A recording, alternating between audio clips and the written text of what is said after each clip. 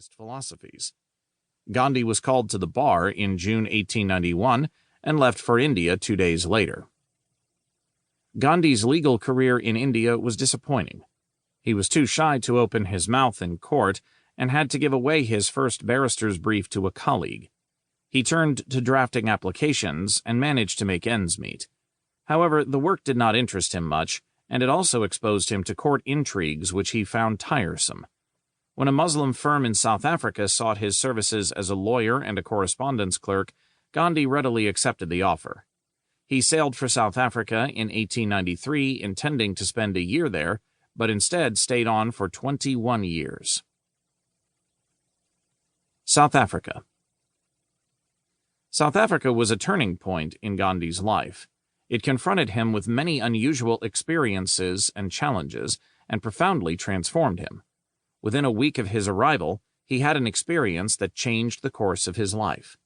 When traveling from Durban to Pretoria, he was thrown out of a train in the middle of the night for daring to travel first class, and spent the rest of the night shivering in the waiting room at Pietermaritzburg station. The distraught Gandhi debated whether to return to India or stay on and fight for his rights, and resolved to do the latter.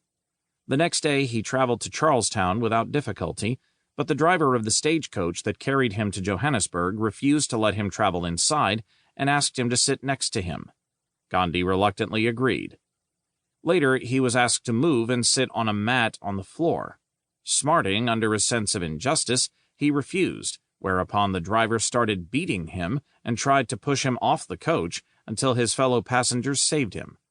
Some months later, he was kicked into the gutter by a sentry for daring to walk past President Kruger's house in Pretoria. Indians who had begun to migrate to South Africa from the 1860s as indentured laborers to work on sugar and coffee plantations suffered all kinds of indignities and discrimination, especially in Natal and Transvaal, where they were heavily concentrated. In April 1894, when Gandhi was about to return to India for good, the legislature of Natal was debating the Indian Franchise Bill, which would have taken away Indians' voting rights. Gandhi's Muslim employer urged him to stay on to lead the fight, and he readily agreed. He founded the Natal Indian Congress, and his campaign succeeded in partially reducing the harshness of the bill.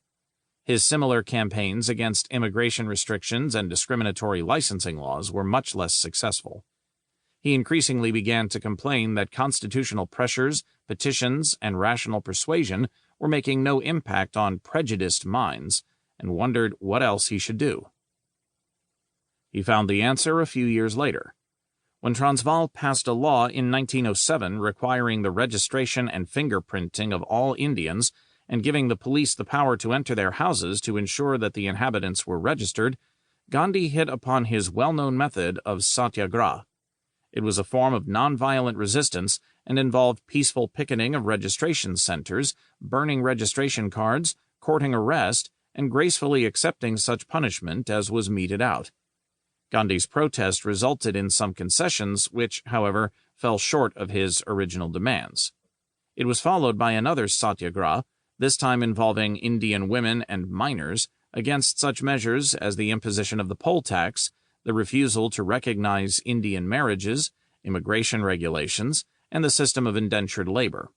This had greater success and led to the passage of the Indian Relief Act in 1914. During his 21 years in South Africa, Gandhi's ways of thought and life underwent important changes. Indeed, the two became inseparable for him. Thought came to have no meaning for him unless it was lived out, and life was shallow unless it reflected a carefully thought-out vision of life. Every time Gandhi came across a new idea, he asked if it was worth living up to.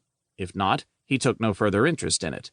But if the answer was in the affirmative, he integrated it into his way of life, experimented with its truth, and explored its moral logic. This approach deeply influenced his attitude to books. He read little, and only what was practically relevant. But when a book gripped his imagination, he meditated on it, brooded over its message, put its central ideas into action, and grew from truth to truth. He mainly read religious and moral literature, including Plato's Apology and William Salter's Ethical Religion, 1889, the first of which he translated, and the second